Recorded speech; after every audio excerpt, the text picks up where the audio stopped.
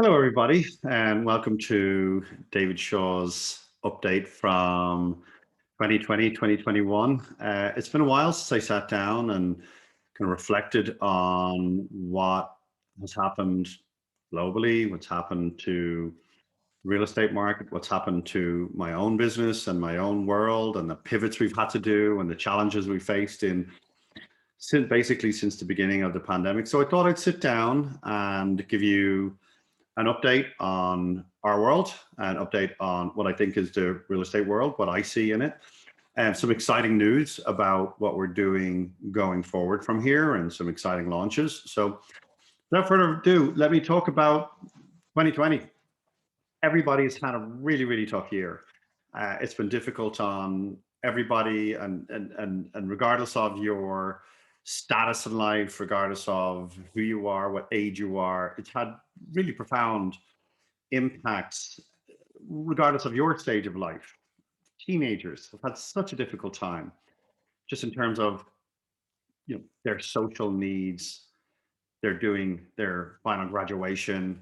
They're starting their freshman year in college. Such an acute time in your life, such an important time in your life. They've had that largely taken away from them. Older people, retirees, the loneliness that many of them must be experiencing in terms of not being able to socialize, not being able to have their beloved ones over to the house, and so on and so forth. So it's been exceptionally difficult for those people. I fall into the parent category. I've got two young kids, and I cannot tell you what profound changes 2020 brought and the pandemic brought in terms of kids suddenly, both children being home all day, huge, huge challenges in work regards to pivoting from a regular workday to a stay-at-home Zoom-based workday. And particularly in my business, I'm in the real estate uh, fix and flip renovation business. So very, very profound changes. So what I'd like to talk about is, what we have done and what this year has presented to us in terms of opportunities, in terms of challenges, how we met those challenges. So without further ado, let's get into them. The pandemic hit, I think, for most people, and the pandemic hit sometime around mid-March. It was a very unusual time, of course, kids suddenly at home. The real estate market pretty much halted overnight. Foreclosure moratoriums, eviction moratoriums, massive employment, stock market futures in the tank. And at that point in time, we had 28, 29 renovations currently active. So, we obviously took a deep look at our own business. We took a deep look at what we were doing. So let's just ride this wave. Let's just watch, see what's happening. Um, we did have, at that point in time, we did have a number of cancellations, not very many, two or three. Very quick, very obvious to us. We packaged those cancellations and put them out the following week in towards the end of March. And we really, really understood straight away that, the demand was there because, we were way oversubscribed for the three homes that had been canceled on. But most of March we spent really just in the trenches with the property managers, ensuring we understood what was happening. We understood calling out and reaching to the tenants, sending communication to the tenants, making sure they understood that their obligations had not changed. And much to our surprise, early April, really very little in terms of delinquencies, non-payments. So that was a really big surprise. So we're obviously getting into this pandemic world now. We're kind of understanding where we are in April, but still, in terms of real estate, profound effects in terms of foreclosure moratoriums. That rolls off the tongue. What that meant for me was that my inventory dried up overnight. I get a lot of my homes in the foreclosure markets. And the MLS just went into, MLS supply just went into complete another reversal. There was nothing out there. I buy a lot of homes from wholesalers, if you know what they are. They really didn't have any inventory, and what inventory they had was really, really low quality. So I think I speak for most people who are in the renovation, fix and flip business. a seriously challenging time. If on one side we have really high levels of demand, and on the other side we have very low levels of supply, it could be a very difficult time. And I believe, and I firmly believe, that most of us do our best work. We come up with incredible and innovative solutions to things when our back is against the wall and when times are hard. Great companies come out of recessions, amazing new business plans and new lean business models come out of tough times. So I've never shied away from the concept of meeting tough times with ambition, with professionalism. And if you do so, I always feel that you'll come out actually stronger. So in terms of the challenges then that the 2020 presented with me, in addition to the supply issue, the demand issue, my kids been home all day. Key business partner, Colin Murphy, left our business after 13 years. I just felt that that was the fork in the road for him in the pandemic world. So he left. So really, I was left with these fairly profound, earth-shattering changes in such a short period of time. And thankfully, I had my health. So and we, that is key to life. So um, outside of that, we immediately had to look at where we were, and staff wise, contractor wise, and what the future held for our business, the future held for the real estate market in general. And it was very obvious that with the supply on the supply side, it really, really was almost non-existent in April, May, June, July. So very obvious to me that the opening and the opportunity was going to be in new build. New build is something that we can create. We can't create existing homes, but we can absolutely create new build. So as just life would have it at that point in time, a really, really close friend of mine reached out to me, Apple Bass, who is a very high-end real estate agent over in the Tampa market, whom I've been friends for nearly 15 years, done a lot of business together over the years. She reached out and just you try to find a temperature in the investor world, what's going on over there, what's your world look like? And I was like, no, it's tough. On the supply side, it's really tough, but I have an enormous amount of demand. So really it's connecting that demand with the supply was my, in terms of business, was my main concern. So we did a quick powwow, quite frankly, and she got amazing systems. I was down a very major business partner who had very specific skills. So we brought an amalgamated Torcana into with Applebass and her team, and we joined teams. We joined forces, which turned out to be just a huge move in terms of our professionalism, in terms of how our systems were going to flow, and how we were going to be able to move forward throughout the pandemic. So we launched new build product, and we got together. We decided we would do this. We canvassed a lot of builders, and builders, if you know it or not, builders really just don't like working with investors. Builders really prefer to work with owner occupiers. It's what their core product is. So going to a builder in time of very low supply is not an easy thing to do, but thankfully we have an incredible track record. Thankfully, I have an incredible client base, serious professionals. So we're very blessed to have you, our clients, be our clients. And throughout all of the pandemic, I was reminded time and time again that we really do have the highest quality clients out there. And that's thanks to the very, very few and handpicked groups that I work with. So if you work with Real Wealth Network, if you work with Get Rich Education, you really are an elite group. So I want to give a shout out. 2020 really was down to the professionalism and the quality of the investor base that I work with. So taking that investor base, and that was my key driver. It really wasn't, oh, what do I do to make money? I was, in terms of me, I was fine. But in terms of how do I meet the demand that I see in my investor base, and it was obvious to me that new build was the way. So, but it wasn't just any new build. It wasn't new build at any cost. It was, we had to really work very, very hard to find a really high quality builder. We kissed a few frogs while we were in the interview process and in the due diligence period, but we actually, did connect with with a really great builder, and we launched a great product in the Port Charlotte, Fort Myers, Cape Coral, and Northport markets. That was a tremendous success. So anybody who's watched us for the last year, and I haven't put out a great deal of marketing in the last year. I really was just caught up in this pivot, caught up in this missing skill set, building a team, and growing the fix and flip, or excuse me, growing the new build pipeline, growing that infrastructure, getting that out there. So quite proud, quite frankly, of how quickly we were able to identify the issue, smell what sells, bring the supply and the demand together, and launch that under a new entity, West Florida Invest.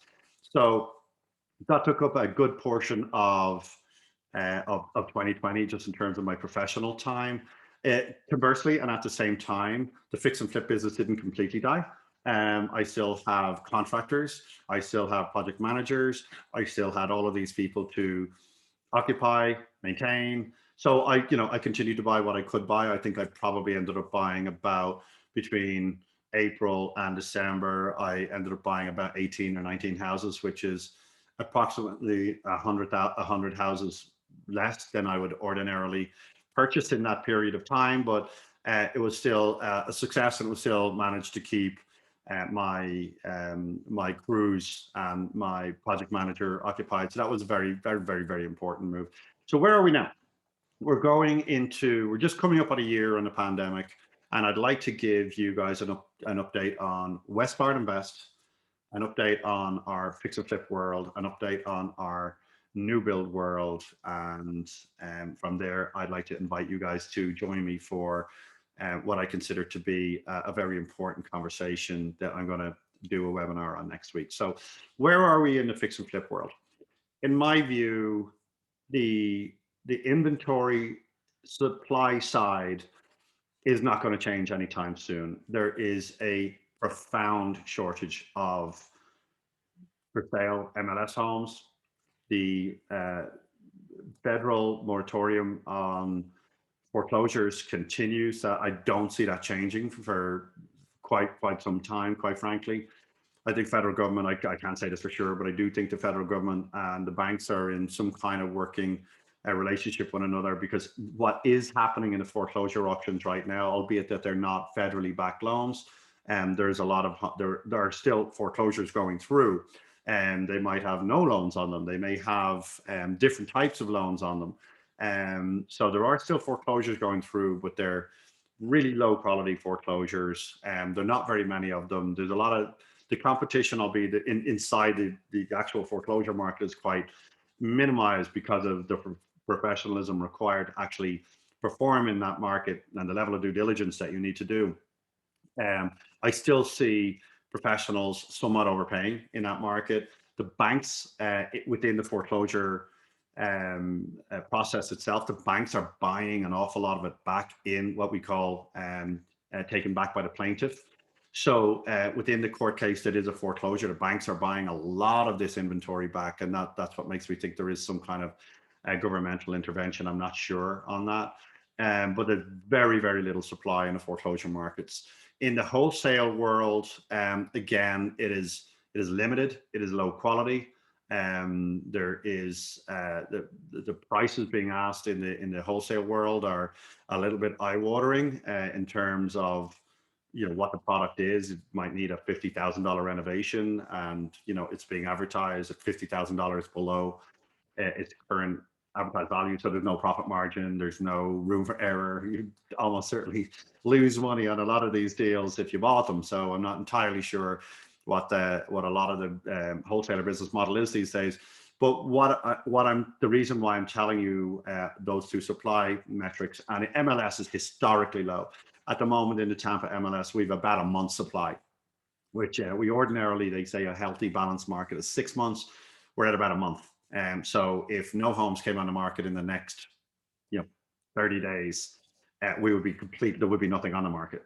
So we're really, really low inventory on the built in the built world. And with interest rates low, I don't think we're just going to get a jab in our arm and go straight back to listing our homes. And I really just don't see the supply issue increasing greatly in 2021.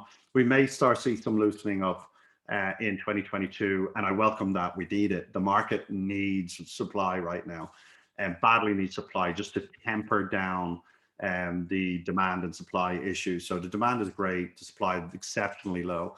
And the only thing that's really meeting supply at the moment is the new build world. And that's why, most operators out there are providing a new build product. Not most, but the ones that are doing it. And the ones that were able to pivot to it are pivoting to it. I do believe that that will be a main route to property ownership for anybody in terms of investors, in terms of owner occupiers. And new build will be the easiest route to purchase, I believe, for the remainder of 2021. I'm not an economist, but I don't see rates changing in any kind of significant way for the remainder of this year and indeed the remainder of next year. So I don't think we're going to see any kind of rate shock. So if anybody's looking for like some runway, some clear runway, I think it's fairly going forward from where I'm sitting, and I'm sitting in the foreclosure markets, I'm sitting in the wholesale markets. Obviously, I'm licensed, so I'm in the MLS world. I see what's happening there every day. I'm in the fix and flip world. I'm in the investor space. So I just see the demand and supply. So I don't see that radically changing anytime soon. So, and I don't see the rate environment changing anytime soon. So I will really look towards 2022 before we get any kind of loosening up in supply and demand. So going forward for the remainder of this year, I I genuinely think anybody thinking about investing needs to re-examine the concept of buying now and let's hope it goes up real quick, and that's not what real estate investing is to me. I'm going to do what I believe to be a life-changing um, and can be life-changing mindset discussion next week. And that's what this is about. I'd like to invite everybody to come and join a webinar next Thursday. I'm going to have the details will be in the email that you receive this video in. And what we're going to talk about is something that really became profoundly obvious to me this year, particularly this year, and particularly in this pandemic, was the importance of long-term strategic investing. And I do have anyone who's talked to me in the last year. I've done a lot of one-on-one consultation type phone calls with people where, we don't talk about houses at all. We talk because real estate wealth is made between your ears. Real estate wealth is not made. Houses are widgets. There's a lot of other widgets in the world. But the houses are the vehicle, they're the widget. But actually the wealth is created using what I believe to be the following algorithm, which is debt multiplied by time multiplied by scale equals wealth. Now, the word debt has profound meaning. You need to understand it. The word time has got a deep, deep level of meaning. So what is time? It's not time on your watch. What happens over time? What are the implications of time?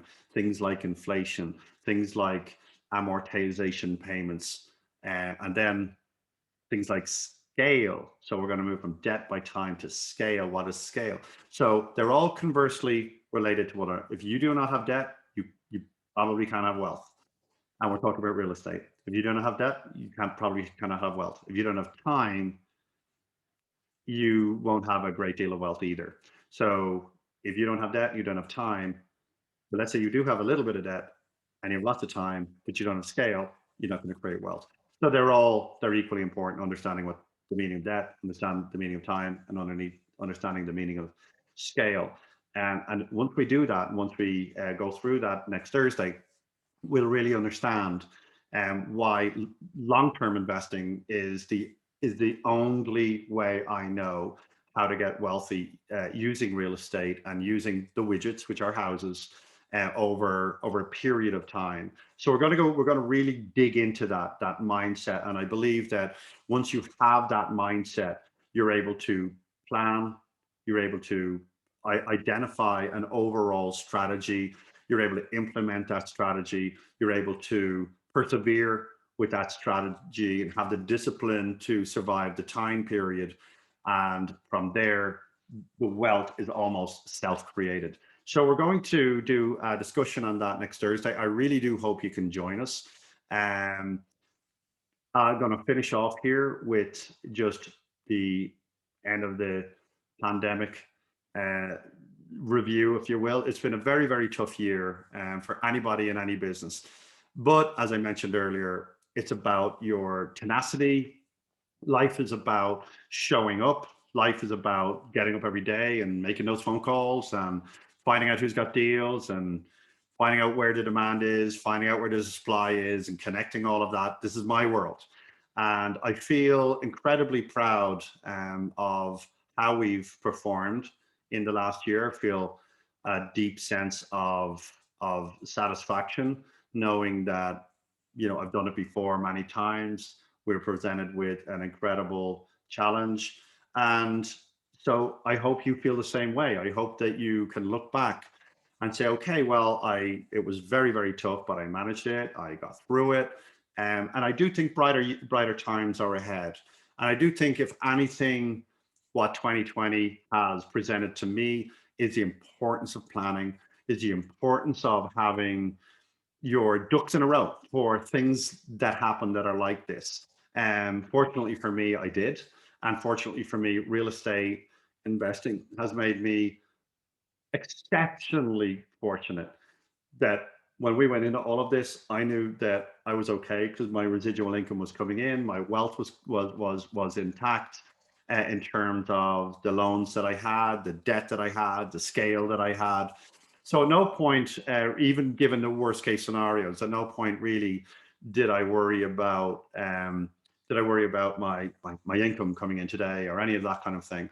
So I have experience of what real estate can do, and indeed, my ex-business partner has kind of retired. So real estate done right over the long term. Real estate, you know, on a short-term real estate, we're going to talk about this next Thursday. Short-term real estate, fixing and flipping or buying a house in a good neighborhood and just does well for a while. That's just essentially a W-2 job. My job is fixing and flipping. Other people's job might be software engineers or managerial positions or whatever. But essentially, it's W-2 income. Regardless of how many fix and flips I do, I also have to invest to create wealth. So it's this year really made that narrative, that algorithm more profound for me. So I hope you can join us next Thursday. I hope you have enjoyed this little update. Sorry, I haven't been super communicating with the database this year. It's just been really, really busy pivoting, setting up the company, and setting up the building up the new teams. I brought in a really, really exciting team on the fix and flip world. I have performed what I believe to be a very important amalgamation with a large wholesale company. So we have something that they don't have, and they have something that I don't have, which is the supply side. So we're going to start rolling that relationship out very soon. So in terms of supply, please, you're going to see quite a lot of availability and you already have. We put out 20 homes in Northport last week and sold them. We're putting out another 20 homes at our webinar next week when we talk about our algorithm. We're going to be launching some new build homes. So please join us. I look forward to seeing you then. Have a great day, and thank you for joining me for this brief little update. Bye.